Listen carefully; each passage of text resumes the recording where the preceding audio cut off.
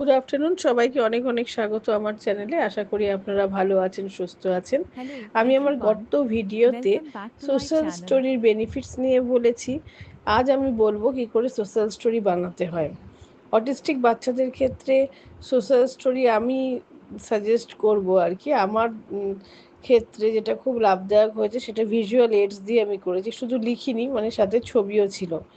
আর এদের অটিস্টিক বাচ্চাদের যেহেতু ফটোগ্রাফিক মেমোরি, মানে এরা যাতে ভিজুয়াল লার্নার হয়, তো সেই জন্য আমি বলবো যে ফটো দিয়েই করবেন। সাপোজ আমি একটা উদাহরণ দিয়ে বলে দিচ্ছি কেমন করে সোশ্যাল স্টোরি করতে হয়, অত আমি রুলসের মধ্যে যাচ্ছি না।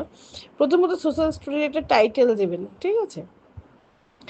সেটা দিলেই ভালো হয়, ঠিক আছে? সাপোজ ধরুন visit to a doctors clinic, হ্যাঁ। তো সেখানে কি করবেন, প্রথমেই আমরা বলবো কবে আমরা যাচ্ছি। যার যেরকম আন্ডারস্ট্যান্ডিং লেভেল, যার যেরকম অ্যাংজাইটি লেভেল, সেই অনুযায়ী করতে হবে, প্রথম কথা। সেকেন্ডলি, আমি কি চাইছি সোশ্যাল স্টোরিটার মধ্যে দিয়ে, সেটা যেন স্পষ্ট হয়, ঠিক আছে? আর মানে আমার গোলটা যেন একদম মানে আমি যে এক্সপেক্টেড বিহেভিয়ারটা বাচ্চার কাছ থেকে চাইছি, সেটা যেন সেটা সেই আউটকামটা যেন আমি পাই আর কি সোশ্যাল স্টোরিটার মাধ্যমে। প্রথমে সাপোজ যদি একটা ডক্টরস ক্লিনিকে যাওয়ার নিয়ে সোশ্যাল স্টোরি হয়, তাহলে আমরা প্রথমেই বলবো, বাচ্চা যদি ক্যালেন্ডার রোজ করে তাহলে তার ডে সম্বন্ধে একটা আইডিয়া থাকবে। তাকে বলবো যে যেরকম অ্যাংজাইটি লেভেল সেই অনুযায়ী তাকে যদি 2-3 দিন আগে থেকে প্রিপেয়ার করতে হয়, বারবার বলে তাহলে 2-3 দিন আগে থেকে করতে হবে।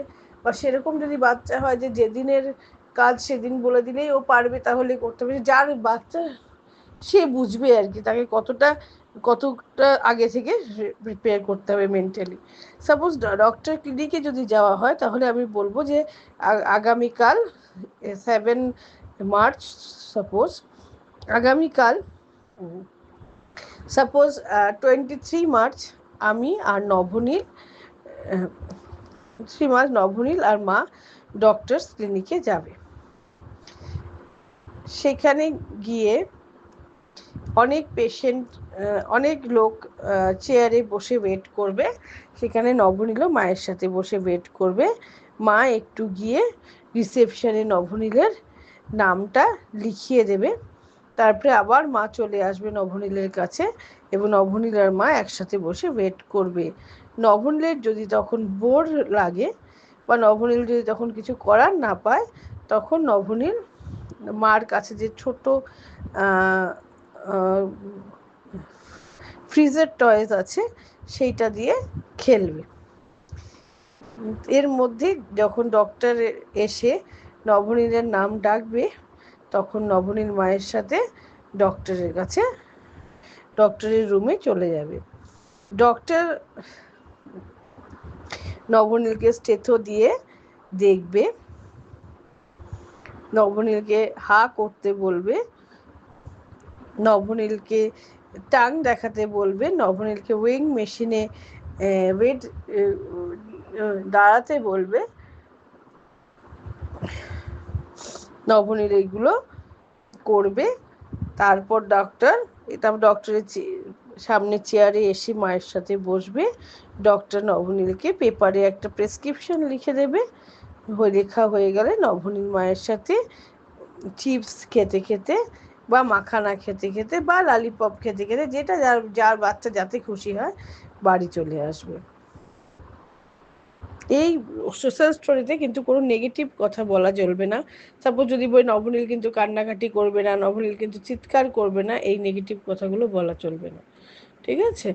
আর এখানে আমি এক্সপেক্টেড বিহেভিয়ারটা কি চাইছি, নবনীল যেন সব কাজে যাতে ডক্টরের সাথে কোঅপারেট করে, নবনীল যাতে ওয়েট করে, নবনীল যাতে বোর হয়ে চিৎকার না করে।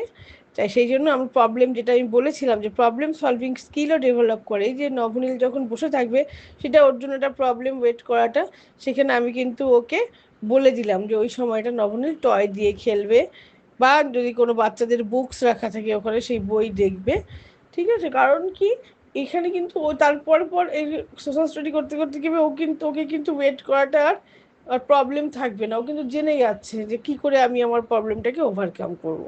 তো এইটুকুই আজকে সোশ্যাল স্টোরি নিয়ে বললাম। আশা করি আপনাদের কাজে লাগবে। সোশ্যাল স্টোরি বেশি বড় করতে যাবেন না, মোটামুটি খুব বেশি হলে 6-7 লাইনের করবেন। আর ভিজুয়াল এইডস দিয়ে করবেন। সাপোজ কোথায় কোথায় ভিজুয়াল এইডস দেবেন, যেমন ডক্টরস ক্লিনিক যখনই আমি বলবো ডক্টরস ক্লিনিক, সেটা ফটো সে সাথে থাকবে। যখন আমি বলবো ডক্টর তোমাকে চেক করবে স্টেথো দিয়ে, সেখানে একটা বাচ্চাকে ডাক্তার স্টেথো দিয়ে দেখছে এরকম একটা ফটো থাকবে।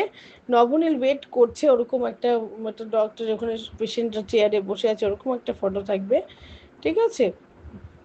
তো এই ফটোগুলো থাকলে কি ও সেটিংসটা বুঝে যাবে যে ওখানে কেমন থাকবে, জিনিসপত্র কীরকম হবে, এনভায়রনমেন্টটা কীরকম হবে সেটা। তো আমি অত রুলস, হার্ড অনেক রুলস আছে, সব রুলস না মানলেও হবে, কিন্তু মোটামুটি যেগুলো করতে একবারই করা উচিত না সোশ্যাল স্টোরিতে সেগুলো করবেন না।